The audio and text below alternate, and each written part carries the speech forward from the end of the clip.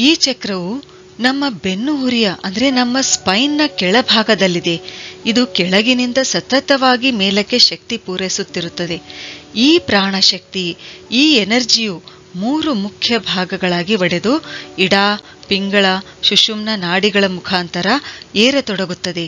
ಈ ಚಕ್ರವು ಸೂರ್ಯ ಮತ್ತು ಚಂದ್ರ ನಾಡಿಗಳ ಮುಖಾಂತರ ನೇರವಾಗಿ ಸಹಸ್ರಾರ ಚಕ್ರದೊಡನೆ ಶಕ್ತಿ ಸಂಚಾರ ಏರ್ಪಡಿಸುತ್ತದೆ. ಪ್ರತಿಯೊಂದು ಚಕ್ರವು ಕಮಲದಂತಿದ್ದು, ಮೂಲಾಧಾರ ಚಕ್ರವು 4 ದಳಗಳನ್ನು ಹೊಂದಿದೆ. ಈ ದಳಗಳಿಂದ ವಂ, ಶಂ, ಶಂ, ಸಂ ಎಂಬ 4 ನಾಡಿಗಳು ಹೊರಹೊಮ್ಮುತ್ತವೆ.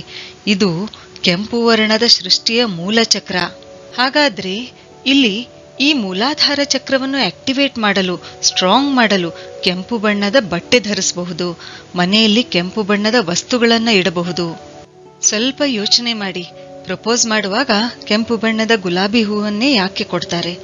ಕೆಂಪು ಬಣ್ಣ ನಮ್ಮ ಸೆಕ್ಸ್ ಎನರ್ಜಿಯನ್ನು ಹೆಚ್ಚಿಸುತ್ತೆ. ಈ ಚಕ್ರವು ನಮ್ಮ ಜನನ ಗ್ರಂಥಿಗಳಿಗೆ, ಸೆಕ್ಸ್ ಹಾರ್ಮೋನ್ಗಳಿಗೆ ಸಂಬಂಧಿಸಿದೆ. ಮೂಲಾಧಾರ ಚಕ್ರವು ನಮ್ಮ ದೇಹ, ಮನಸ್ಸು, ಆತ್ಮವನ್ನು ಭೂಮಿಯೊಂದಿಗೆ ಸಂಪರ್ಕ ಹೊಂದುವಂತೆ ಮಾಡುತ್ತದೆ. ಹೆಣ್ಣಿನ ಸ್ವಭಾವ ಹೊಂದಿರುವ ಈ ಚಕ್ರವು ನಮ್ಮನ್ನು ಭೂಮಿಯ ಶಕ್ತಿಯೊಂದಿಗೆ ಸಂಪರ್ಕ ಕಲ್ಪಿಸುತ್ತದೆ. ಒಂದು ವೇಳೆ ಈ ಚಕ್ರವು ಕ್ರಿಯಾಶೀಲವಾಗಿರದಿದ್ರೆ ಪ್ರಾಣಿಕ್ ಬ್ಲಾಕೇಜ್ ಉಂಟಾದಾಗ ವೇಟ್ ಜಾಸ್ತಿ ಆಗುತ್ತದೆ. ಮಲಬದ್ಧತೆ, ಮೂಲವ್ಯಾಧಿ, ಸಂಧಿವಾತ, ಭೇದಿ, ಪದೇ ಪದೇ ಮೂತ್ರ ವಿಸರ್ಜನೆ ಆಗೋದು, ಅಧಿಕ ರಕ್ತದೊತ್ತಡ ಉಂಟಾಗೋದು, ಮೂತ್ರಪಿಂಡದ ಕಲ್ಲುಗಳು, ನಪುಂಸಕತೆ, ಸೊಂಟಕ್ಕೆ ಸಂಬಂಧಿಸಿದ ಸಮಸ್ಯೆಗಳಾಗಿರಬಹುದು, ಸಿಯಾಟಿಕಾ ಈ ಸಮಸ್ಯೆ ಆಗಿರಬಹುದು, ದಣಿವು, ನಿದ್ರಾಹೀನತೆ, ಖಿನ್ನತೆ, ರೋಗ ನಿರೋಧಕ ಕಾಯಿಲೆಗಳು, ಈ ಎಲ್ಲ ಸಮಸ್ಯೆಗಳು ಉಂಟಾಗಬಹುದು. ಮೂಲಾಧಾರ ಚಕ್ರವು ಮೂಳೆ, ಹಲ್ಲು, ಉಗುರು, ಗುದದ್ವಾರ, ಅಡ್ರಿನಲ್ ಗ್ರಂಥಿ, ಪ್ರೋಸ್ಟೇಟ್ ಗ್ರಂಥಿ, ಜೀರ್ಣ ಪ್ರಕ್ರಿಯೆ, ವಿಸರ್ಜನೆ ಕ್ರಿಯೆ ಇವುಗಳ ಮೇಲೆ ಕೂಡ ಪ್ರಭಾವ ಬೀರುತ್ತದೆ. ಅದಕ್ಕೆ ನಮ್ಮ ದೇಹದ ಚಕ್ರಗಳಲ್ಲಿ ಯಾವುದೇ ರೀತಿಯ ಪ್ರಾಣಿಕ್ ಬ್ಲಾಕೇಜ್ ಅಂದ್ರೆ ಪ್ರಾಣಶಕ್ತಿಯ ಬ್ಲಾಕೇಜ್ ಆಗದ ಹಾಗೆ ನೋಡಿಕೊಳ್ಳೋದು ತುಂಬಾನೇ ಮುಖ್ಯ. ಮೂಲಾಧಾರ ಚಕ್ರವನ್ನು ಆಕ್ಟಿವೇಟ್ ಮಾಡುವ ಬೀಜ ಮಂತ್ರ ಲಂ. ಈ ಲಂ ಉಚ್ಚಾರ ಮಾಡೋದ್ರಿಂದ ಮೂಲಾಧಾರ ಚಕ್ರ ಆಕ್ಟಿವೇಟ್ ಆಗುತ್ತದೆ. ಹಾಗಾದ್ರೆ ಈ ರೂಟ್ ಚಕ್ರ, ಮೂಲಾಧಾರ ಚಕ್ರ ಜಾಗೃತ ಆದ್ರೆ, ಆಕ್ಟಿವೇಟ್ ಆದ್ರೆ ಏನಾಗುತ್ತೆ? ವ್ಯಕ್ತಿಯು ವಿನಮ್ರ ಆಗುತ್ತಾನೆ, ಎಲ್ಲರ ಬಗ್ಗೆ ಒಳ್ಳೆಯದು ವಿಚಾರಿಸುತ್ತಾನೆ, ಪರಿವಾರದಲ್ಲಿ ಸಂಬಂಧಗಳು ಸುಧಾರಿಸುತ್ತವೆ, ಶರೀರದ ಹಂತದಲ್ಲಿ ಸದೃಢ ಆರೋಗ್ಯ ಅನುಭವಿಸುತ್ತಾನೆ. ಮನಸ್ಸು, ಬುದ್ಧಿ, ಅಹಂಕಾರ, ಚಿತ್ತ, ಯಾಕೆಂದ್ರೆ ಇಲ್ಲಿ ಈ ದಳಗಳಲ್ಲಿ 4 ದಳಗಳು ಇಲ್ಲಿ, ಆ 4 ದಳಗಳ ಗುಣಗಳು ಇವು. ಮನಸ್ಸು, ಬುದ್ಧಿ, ಅಹಂಕಾರ, ಚಿತ್ತ ಇವುಗಳನ್ನು ಈ 4 ದಳಗಳು ಸೂಚಿಸುತ್ತವೆ.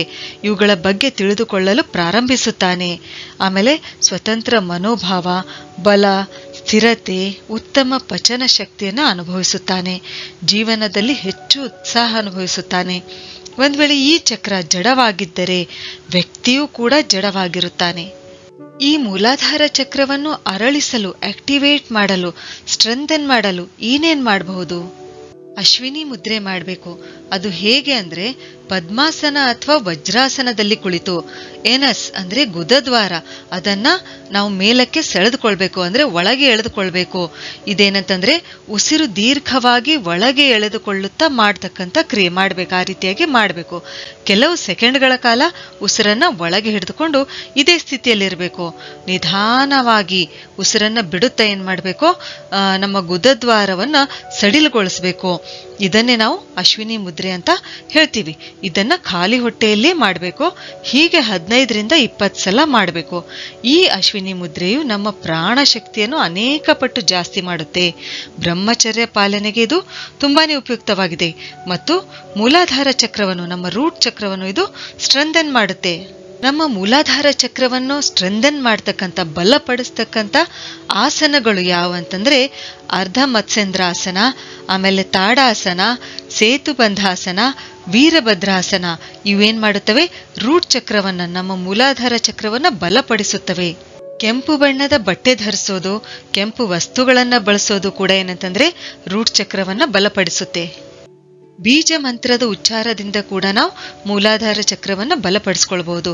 ಅದು ಹೇಗೆ ಅಂತಂದ್ರೆ ದೀರ್ಘವಾಗಿ ಉಸಿರಾಡುತ್ತಾ, ಉಸಿರನ್ನ ಒಳಗೆ ಎಳೆದುಕೊಳ್ಳುತ್ತಾ ವಂ ಶಂ ಶಂ ಸಂ ಎಂಬ 4 ದಳಗಳ 4 ನಾಡಿಗಳ ಅಕ್ಷರಗಳನ್ನು ಉಚ್ಚರಿಸಬೇಕು. ಆಮೇಲೆ ಲಂ ಎನ್ನುತ್ತಾ ಹಿಡಿದಿಟ್ಟ ಉಸಿರು ಬಿಡಬೇಕು. ಹೀಗೆ 4 ಸಲ ಮಾಡಬೇಕು. ಹೀಗೇನಂತಂದ್ರೆ ನಾವು ಮೂಲಾಧಾರ ಚಕ್ರವನ್ನ ಆಕ್ಟಿವೇಟ್ ಮಾಡಬಹುದು.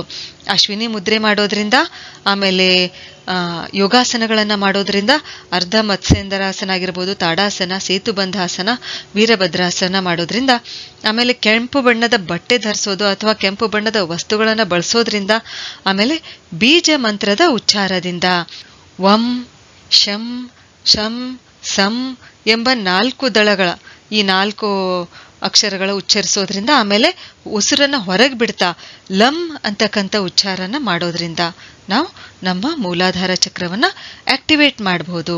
ಸರಿ, ಹಾಗಾದ್ರೆ ಮುಂದಿನ ವಿಡಿಯೋದಲ್ಲಿ ಮತ್ತೊಂದು ಉಪಯುಕ್ತವಾದ ಮಾಹಿತಿಯೊಂದಿಗೆ ಭೇಟಿಯಾಗೋಣ. ಧನ್ಯವಾದಗಳು.